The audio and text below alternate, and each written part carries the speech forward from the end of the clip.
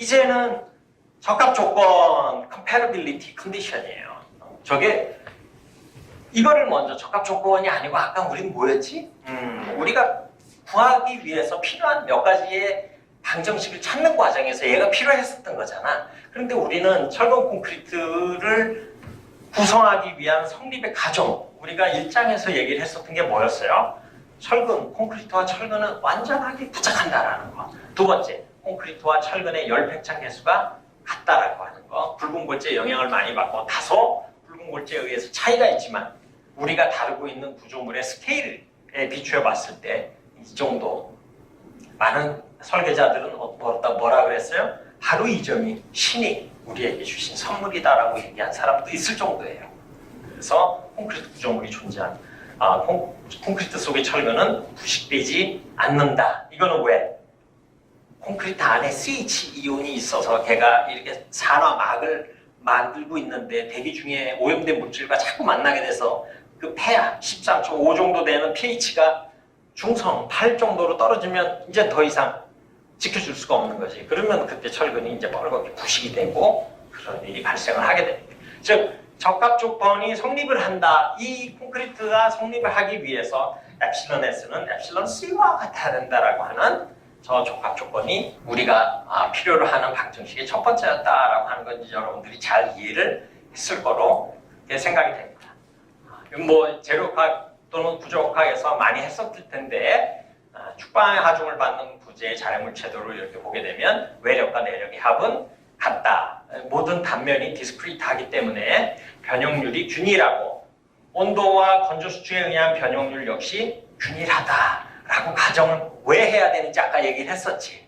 그치? 이게 구조물이 있는데 얘는 계속 태양이 왔다 갔다 하는데 접하고 있고 밑에는 저 한 몇 미터 아래에 지면을 보고 음질은 바라보고 있고 그러면 수축되는 정도가 같을 수가 없잖아. 위에 있는 애가 대기와 접하는 게 많으면 아무래도 여기 있었던 그 모이스처가 좀 돌아다니다가 여기가 먼저 건조를 하게 되겠지 당연히. 그러면 단면의 입장에서 본다면 얘는 수축이 많고 얘는 그렇지 않으니까 이 단면에서 변형률이 똑같이 일어날 수는 분명히 없을 건데 그렇기 때문에 그거를 고려하지 않고 여기서는 온도와 건조 수축에 의한 변형률이 균일하다라고 가정하는 가정 조건이 들어가서 우리가 이것을 탄성 정도로 가정을 하고 하는 거죠. 그래서 두 번째 평형 조건식이 이렇게 해서 나오게 됩니다. 얘는 ACFC 플러스 AS FS라고 하는 이 관계식을 여기서 갖게 되고요. 세 번째는 우리가 4개의 미지수에서 2개의 식은 찾았는데 나머지 2개의 식을 어디에서 가져올까 곰곰이 생각해 봤더니 그 재료별로 응력 변형률 사이의 관계식, 그 재료를 구성하고 있는 방정식, 그래서 이거를 구성 방정식이라고 얘기하기도 하고 constitutive equation이라고 얘기를 하기도 합니다. 스트레스 스트레인 릴레이션십이 얘기가 나오는 거죠. 응력 변형률 간의 관계식이 이렇게 주어지면 이렇게 이제 AS, AC, FI, FCK가 주어지면 보고 있는 것처럼 콘크리트가 이렇게 이게 오늘날에 사용하고 있는 고강도 콘크리트는 이 포물선의 관계식을 갖지 않아요. 오히려 이렇게 돼버려. 차라리 이렇게 역삼각형에 가까운 형태로 바뀌게 되는데 이 콘크리트의 응력과 변형률 사이의 관계를 포물선으로 가정했다라고 했을 때 그 시점, 지금 수십 년 전이지. 그때 사용됐던 콘크리트는 저강도였기 때문에 저 포물선 사이의 관계식을 이용하는 것이 딱 맞았어. 근데 오늘날 그것이 좀 다르고 벌써 FCK가 35 정도만 돼도 이렇게 포물선으로 딱 나오지는 않아요. 그런데 지금 이제 우리가 콘크리트를 처음 접하고 있는 그런 단계이기 때문에 이것도 마찬가지로 포물선 관계식을 갖는다라고 얘기를 하고요. 그림이 좀 여긴 좀 잘못됐지. 여기서 여기 포물선 관계식의 요 현이 0.1에서 한 0.4 정도를 지나갔으면 더 좋을 뻔했지. 그치? 우리 그렇게 시컨트 모듈러스를 하자고 약속을 했잖아. 지금 나한테 교수님 콘크리트가 난리니어인데 탄성 개수가 어디 있습니까? 이거 우리 묻지 않기로 했지. 얘가 여기가 아니라 요쯤을 이렇게 관통했어야지만, 그치? 그 탄성 개수 값이 32,540 주어져 있고요. 그때 포물선의 정점에서의 변형률 값이 여기 나와 있고 압축은 이렇게 큰 데 비해서 인장은 겨우 마이너스 2메가파스칼이라고 하는 정말 여기가 35면 한 15배 정도 차이가 나잖아, 그지? 압축 능력에 비해서 인장 능력이 너무 떨어진다라는 것을 볼 수가 있습니다.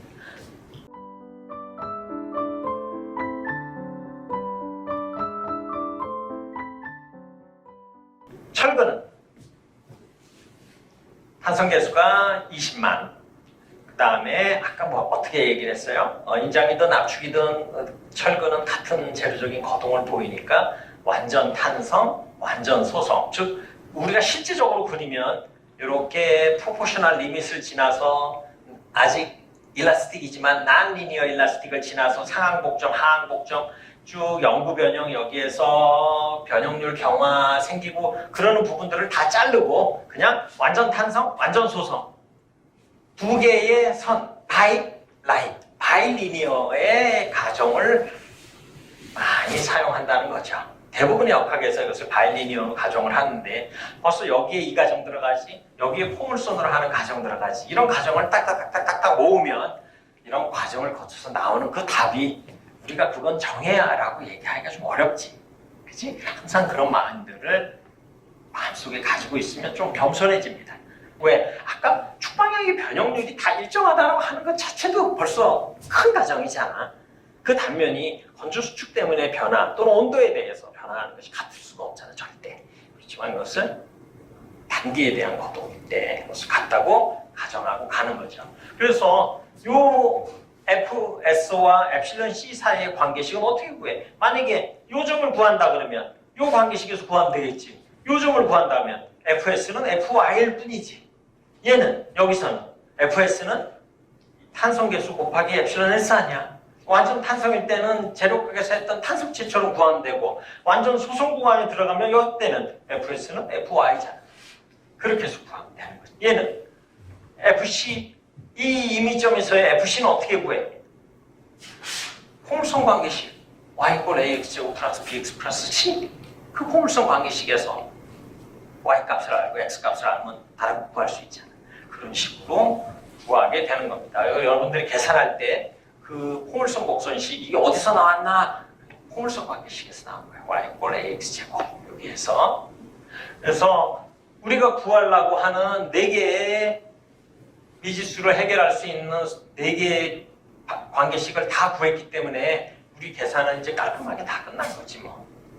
그러니까 이제 이런 단면 안에 여기에 있다만큼 고장력 철근이 하나 들어갔다든지 여기에 이렇게 스틸로 된 컴포짓이 들어갔다고 하면 미지수만 커지고 거기에 맞는 방정식의 개수만 더 늘어날 뿐이지 개념은 어려워진 개념이 더 추가되는 게 없잖아. 그래서 그 부분에 대해서 여러분들이 잘 기억을 하고 있으면 좋을 것 같습니다.